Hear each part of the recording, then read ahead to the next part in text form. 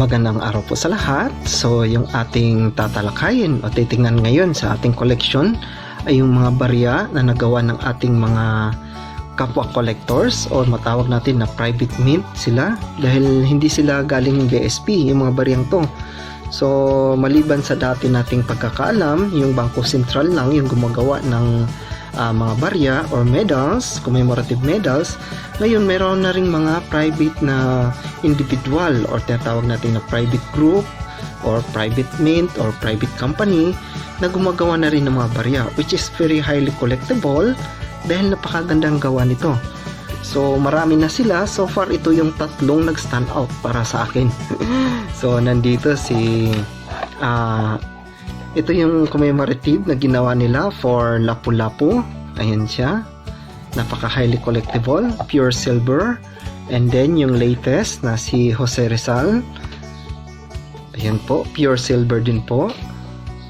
Tingnan natin yung likod. Ayan, napakaganda ng baryang to. Purong silver, proof. Gawa ng alamat commemoratives. Same sila dito sa Lapu-Lapu. Gawa ng alamat commemoratives. Ayan. Wow. Yung details nito masyadong tsada and proof finish talaga sila. Okay. Then later i-compare natin yung mga kaibahan nila. And then ito rin po yung sa Numisworks na Gabriela Silang. Ito siya napakalaki. So and then kagandahan dito kay Gabriela Silang, ay nag-blurred yung camera ko, naikot pa yung ano niya. Ayan, naikot siya. So siguro ang kaibahan lang ay hindi siya silver. Ito po ay silver plated only and proof finish. Okay, so depende na yun sa collector kung alin yung gusto niya, but much better na meron tayo sa tatlo.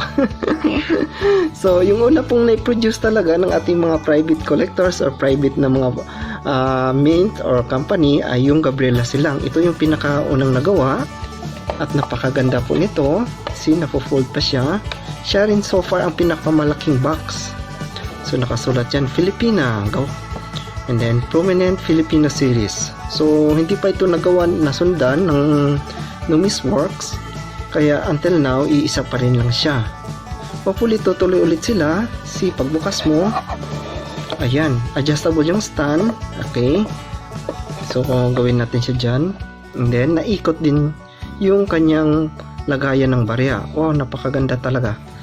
Hindi ko alam saan nila kinopya tong stand nila, pero sa display stand siya talaga yung nag-stand out. And then nahuhugot din to. Ayan, pwede nating tanggalin. Proof finish na barya. So far napakaganda ng detalye. Yung hibla ng book yung agad tinitingnan ko. And then sa likod, yan lang siya po, Filipinas and then prominent Filipino series. Napakaganda ng gawa nila dito. I think mabuksan din siya. Huwag na natin pilitin. Pero wala po siyang gasgas pa sa loob. Nasa ano lang siya sa casing. Ang nakasulat dyan si Gabriela Silang, Juan of Arc, and then yung year 1731 and then 1763.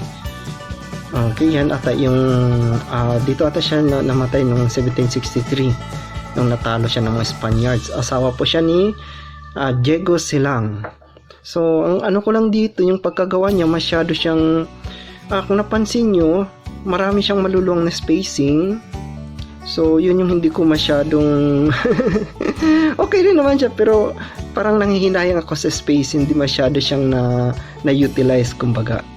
But so overall, napakaganda po ng baryang ito. Ito siya yung unang gumawa na may presentation display box ba tawag nito, or ayan. So far siya po yung gumawa ng private company na o private mint na may display stand or ano tawag natin dito. Ayan, box, tawag nila box pero parang display stand na yung tawag niya, pang centerpiece sa sobrang laki. Okay. Wow, napakaganda. This is from Numisworks. Congratulations po. Maganda pong barya na gawa nyo dito. And then sumunod na yung mga sa alamat na po. Ayan na sila, yung sa Lapu-Lapu at Jose Rizal. And okay, nilagay natin siya dito sa ating ano bang tawag sa naikot-ikot na to. para makita natin yung buong area niya. So ito po yung Gabriela Silang, gawa ng Numisworks. Sa likod dito nakasulat Filipina, ano yun siya, Prominent Filipino Series. Ayan. So far napakaganda ng pagkagawa niya. Siya yung pinaka may malaking box sa kanilang tatlo. And then yung pagka-display stand niya, ito siya nagro-rotate din. Ayan. Okay. So, yun yung kagandahan dito. Pwede mo siyang maikot-ikot pa. So, removable din yung coins. So, napakaganda niya. At din yung adjustable yung ano ba yun, yung elevation o yung angle niya kung paano siya gustong i-display. So, pag may mga display cabinet tayo, ito yung pang masterpiece. Okay, pang centerpiece. Yan pala. Pang centerpiece sa display natin dahil sa sobrang laki niya. And then, may iikot pa natin. Ayan. Okay. So, para sa akin, ang disadvantage lang nito, yung kanyang certificate of authenticity. Unlike dito sa mga Jose Rizal o kaya kay Andres Bonifacio, meron talaga silang papel. Ayan. Na pwede mong ma-review anytime, mabasa. And then, meron pa silang write-ups. So, that case, so lamang dito yung ating isang private mint or private company na alamat commemorative. Sa kanya kasi, dito siya nakasulat sa, ayan siya, dyan lang siya nakasulat. Tanggalin natin. Ayan, so dito nakasulat mismo ang kanyang specs, technical specification, then yung logo ng Numisworks, diameter, okay, thickness, and then yung weight. Yung weight di ko pa natimbang pero sabi dito 25 grams daw. Then zinc alloy. See? Di siya silver but silver plated. Ayan, nakasulat dito. Silver plated, main gauge, 500 pieces here, 2021. Ang isa sa mga issue dito, hindi natin nakikita kung pang ilan siya o kaya yung kanyang serial number. Di gaya sa ibang ano. Ayan, mayroon siyang serial number sa likod. So, number 333. So dito maraming nagtatanong, na encounter ko dati na saan daw nakikita. So nakikita po siya sa may looban. Ayun, may sticker. Okay, so may sticker dun sa loob. Medyo hindi lang siya kita. Number 23 ang nakasulat. So nandyan yung sa loob yung sticker. Kaya paano siya ipakita ganyan. Kaya hindi siya masyadong kita. So much better sana kung dito siya nakaprint, para kita, sabay lang siya makita din agad. Sisilipin mo pa kasi hindi mo tuloy mapansin. But so far, napakaganda ng gawa nila sa kanilang tatlo. Okay, sa kanilang tatlo, siya yung panalo pagdating sa box dahil sa sobrang laki. And then yung pagka-creative nila, napakaganda. See, adjustable. And then nagro-rotate pa yung coin sa loob. Ayan, so printing din yan, napakaganda. Yung wood finish nila, hindi ako sure, parang wood talaga siya, pero parang plastic siya or either laminated na lang ba? Hindi ko masyadong expert sa ganun, but overall napakaganda. So far siya yung pinakamagandang box sa kanilang tatlo. So this one, panalo dito yung, kung i-compare nating tatlo, panalo dito yung Numisworks pagdating sa box. Ang ano lang sa kanya is yung certificate of authenticity. Yun lang, medyo kasi printed siya eh. So far, na-adjust pa, naiikot, and then mas malaki siya. Compare natin siya sa iba. Compare natin siya kay Lapu-Lapu. Box ni Lapu-Lapu. Okay. So dito pa lang malayo na. So parang 3/4 lang si Lapu-Lapu sa kanya. Pero sa quality, halos pareho lang sila sa printing. And then yung finish niya parang laminated. So far pareho lang, pero parang simple lang talaga sila Lapu-Lapu kumpara kay Gabriela. So pagdating sa box, panalo si Gabriela dito. Okay, nga naman yung Lapu-Lapu, try natin siyang silipin. Ito sa mga pinakamabenta rin na unang ginawang silver ni Alamat Commemoratives. Ayan. And then yung kanyang write-ups. Itong kaganahan sa kanila, din masipag silang mag-print ng write-ups kumbaga parang history. So nandito yung history, Battle of Mactan, since ito ay pang ilan ba to siya na years, 500 years ata pagkaalala ko. Ayan, nakasulat pala doon, 500 years anniversary, Victory of Mactan. Okay, Battle of Mactan. Ayun, nakasalat. Ang pagka-disenyo niya, napaka-detalyado. Yung details talagang masyadong pino. So, maganda talaga yung pagkagawa sa kanila. Pati yung mga hibla ng buhok, yung tela, pati yung sa helmet ni Magellan. Nasaan na yung commemorate? Nito, ito. So, kung ano siya dito, gano'ng kapino yung buhok, ganun din siya dito lumalabas. So napakaganda ng gawa ng details dito kumpara sa Gabriela. So in terms of detail, so mas maganda siya. Okay? And then tinaon nila to sa ika 500 years na anniversary of Battle of Mactan, kaya naging hindi man masyado yung paglabas ng barya. Okay? And then meron pa siyang ginamit dito na font style na alibata, alamat. So nagpapa-attract masyado. And then yung presentation box niya. See? So yan yung kanyang COA. So nandito yung specs, proof, silver, 300 pieces. So mas konti yung ginawa niya kumpara dito sa Gabriela na 500 pieces. Ang advantage naman sa Gabriela, syempre dahil silver na plated lang siya, so mas cheaper din yung price kumpara dito sa silver talaga na puro. Grams 25. Ayan. So andyan lahat ng details niya at yung may another history ulit sila dito. Battle of Mactan. Ayan, anong date. And then yung serial number. LL stand for Lapu-Lapu. And then alamat commemoratives. Special edition. So ito pala yung mga tinatawag na special edition. So far dalawa pa lang. Jose Rizal at Lapu-Lapu for year 2021 na commemorative silver coins. Okay. So kung i-compare naman natin siya sa Jose Rizal, mas malaki ulit yung Lapu-Lapu kaysa Jose Rizal. Dito sa Jose Rizal medyo lumiit na. Mas lumiit na siya, nagiging parang 3/4 ulit. Kung sa Gabriela, nag-reduce si Lapu-Lapu ng 3/4, dito sa Jose Rizal, nag-reduce ulit siya ng another 3/4. And then ito yung last nilang na-produce, possibly target December, pero inabot ata ng March bago pa na-release dahil nagkaroon tayo ng pandemic. So dito si Jose Rizal. Okay, try natin compare. Pareho sila, may mga alamat commemoratives, yung alibata na tapos alamat, yung website nila, pareho sila. Kaso lang kaibahan yung size lang talaga. Lumiit yung sukat. And then pareho silang halos pareho ng disenyo. Okay. So pati yung supan loob, kasi removable yung ano nila, halos 3/4 lang din. And then kung i-compare din natin yung dalawang COA, para sa akin mas gusto ko si Lapu-Lapu. Yung paayos yung pagkagawa niya, parang antikas niyang tingnan talaga.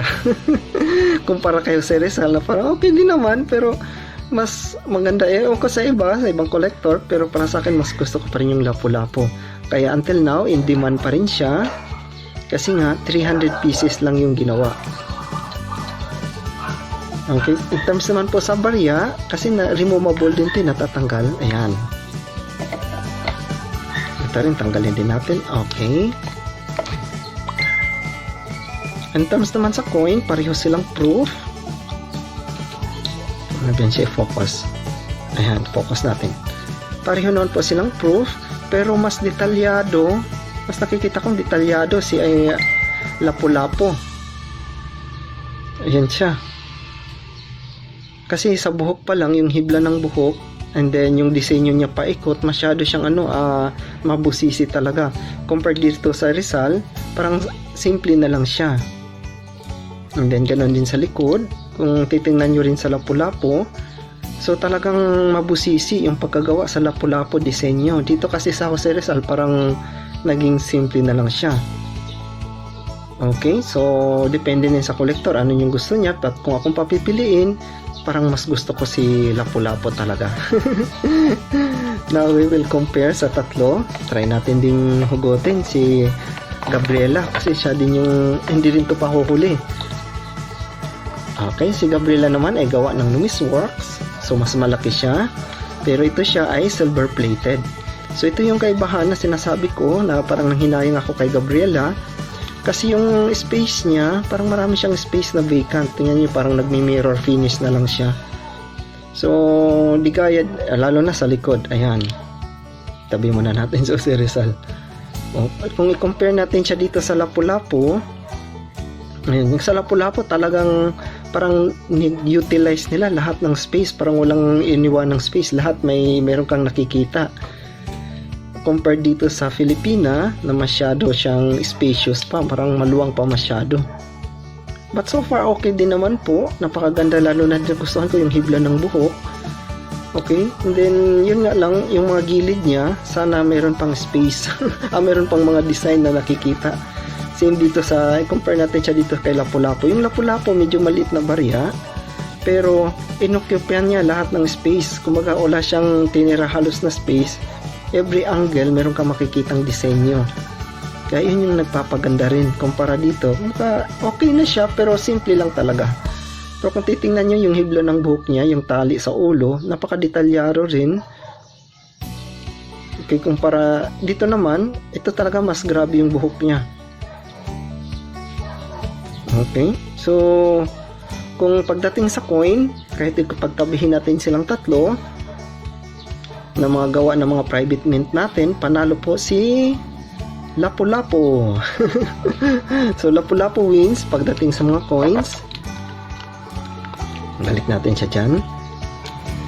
And then si Jose Rizal din, balik din natin.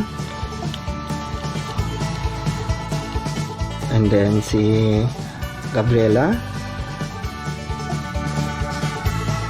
Okay. Then kung pagtabihin natin silang tatlo, syempre panalo yung mga silver. At kung sa disenyo naman ng box, lamang na lamang din naman yung ating babaeng si Gabriela dahil naikot-ikot siya. Sa kanila kasi dito sa alamat, gawa ng alamat commemoratives, parang nakaganyan lang siya, naka-fold lang. Medyo maliwanag masyado. Hindi kita. Hindi kita. So parang naka-fold lang siya, tas tinatayo, ayan, naka-stand. Kumpara dito na talagang naikot. So yun yung kaibahan nila, kaya para sa akin, in terms sa mga boxes na display or display stand bang tawag dito, kasi tawag nila box eh. Ayan, para mas mababa siya. Then si Jose Rizal na lang itabi natin.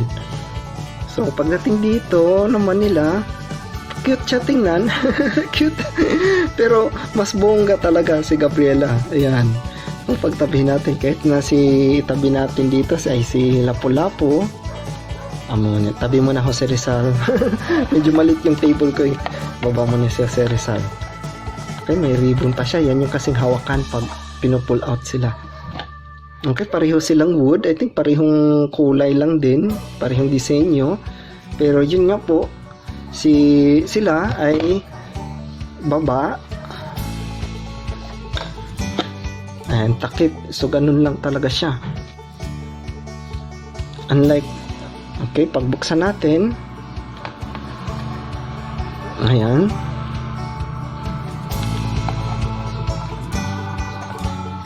okay, so something like that. Medyo lumabas lang yung ribbon, while yung isa,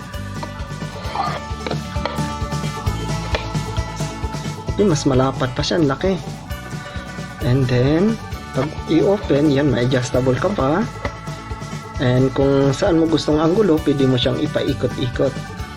Pwedeng sa likod. Tapos kung nagsawa ka na, yung harapan na naman. Okay. So napakaganda po. Napakaganda nito pagdating sa box. So far, pagdating sa box, so panalo si Gabriela Silang. Siya yung panalo. Yung gawa ng Nomis Works. Pero sa silver, sa mga silver naman, sa dalawang gawa ng alamat, panalo ang box at saka disenyo ni dato puti tuloy. Lapu-Lapu. Ni Lapu-Lapu, maliban lang yung sa likod niya. Ayan, dapat kasi pareho sila, harapan at likod, kagaya ni Jose Rizal. Ayan, pareho sila, harapan at likod. But overall, sa kanilang dalawa, panalo si Lapu-Lapu. And then pagdating sa price naman, syempre panalo yung plated dahil mas mura lang siya. Pero kung i-compare natin sila in terms of percentage, Kasi napa-auction na rin to, nakita ko na sa auction, may nagbebenta na rin. So far, yung pinakamalaking naibenta sa auction ay si Lapu-Lapu. Umabot to siya ng, ang SRP price nito pala, Gabriela Silang ay 1,300 nung unang nilabas. And then yung sa Lapu-Lapu ay 3,200 SRP price. And si Jose Rizal ay 3,300. 3,200, 3,300. Nagmahal na siya dito. Lumiit na siya, nagmahal pa. Yun yung disadvantage ng Jose Rizal. And so far, sa auction, ito siya hindi masyado tumaas sa auction eh. Minsan, nakikita ko, binibenta na lang ng 1,000 to 1,300 pa rin. Bihira lang kung nakakita na benta to ng mahal, na umabot ng 2,500 ba to 2K. So, bihira masyado. Wala pang remember. Pero yung Lapu-Lapu, umabot na siya ng, last ko nakita sa auction, I think 7,000. So, umabot na siya 7,000 or 6,000. Check na lang. Pero mataas siya, halos nagdoble na. So, sabihin na natin 6,000. So, nasa 6,000. So, from SRP price na 3,200, dumoble na siya halos. Then, si Jose Rizal, meron dito sa auction, nakita ko, umabot siya ng, I think, nasa 4,000. And then, mayroong mga nagpaparaffle, umaabot ng 5,000. Kaya, ano lang talaga, si Lapu-Lapu talaga yung nanalo in terms sa bintahan ng barya o tumaas na presyo. Kasi, nagdoble talaga yung presyo niya. So, although mas mura yung Gabriela, pero in terms of percentage, hindi talaga siya nag-times 2. Si Lapu-Lapu nag-times 2 na. And then, si Jose Rizal ay nag-times 1.5 na rin. Hindi siya times 2 but I think 1.5 times 1.5. So kung nasa 3,300, so ngayon meron na, nandyan na siya sa 4,000 to 5,000 yung bentahan niya. Agad siyang tumaas. Si Lapu-Lapu nasa 6,000 pababa. And then ito siya nasa, hindi siya nag-improve ng presyo eh. Yun yung medyo nakaka-hurt kay Gabriela Silang. Hindi siya tumaas ng presyo. So depende na lang sa collector. I think mas preferred talaga yung silver. Pero pagdating naman po sa presentation ng display stand, lamang na lamang si Gabriela Silang. Yun yung ano niya, panlaban niya, yung kanyang stand. But in terms of numismatic value, medyo hindi siya nag-improve masyado. So congratulations po, Alamat Commemoratives. Panalo po para sa akin si Lapu-Lapu. Yan, siya po talaga yung magiting na ano natin, bayani. Sa disenyo, and then sa presyo na pumalo ng mataas. So, si Lapu-Lapu po. Congratulations po! Okay po, so since panalo si Lapu-Lapu, sumunod din po si Jose Rizal. Siyempre, yung ating national hero. And then, lastly, si Gabriela Silang. So, ang binasyan ko talaga most likely ay sa price. Dahil kung sino yung mas nag-improve ng price o kaya nag-elevate ng mas mataas, ibig sabihin siya yung mas high demand talaga sa mga tao. So far sa tatlo, so mas high demand si Lapu-Lapu talaga dahil umabot na siya ng 6,000 sa last niya na auction. Okay, but anyhow, lahat naman po panalo. Suportahan natin pareho yung ating mga kabarya, ating mga, lalo na yung mga private mint na gaya nito na nagbigay kasiyahan sa ating mga collectors. So, suportahan po natin sila pareho. Wala pong ano dyan. In general, wala pong panalo, walang talo. Pareho po tayong nanalo po. Dahil napaligayan nila tayo. So, maraming salamat po sa inyo. And congratulations po. Lalong-lalo na kay Numisworks. I mean kay Alamat dito sa kanilang Lapu-Lapu. So, dyan siya nanalo. And then, try ko sa susunod i-compare yung mga Lapu-Lapu na gawa ng BSP. And then yung gawa ni Numisworks at yung gawa din po ng Alamat Commemoratives, pagtabi-tabihin natin sila sino yung panalo. Sa ngayon ito muna kasi sila yung mga tsada masyado sa display cabinet ko eh. So naisip ko try natin i-compare yung tatlo. Pero pag i-display natin sila, pag nakalagay sila sa ating display cabinet, paano ba yan? Maliit yung table ko. Pero kung nakalagay natin siya sa display cabinet, ayan, I think sa gitna dapat si Jose Rizal.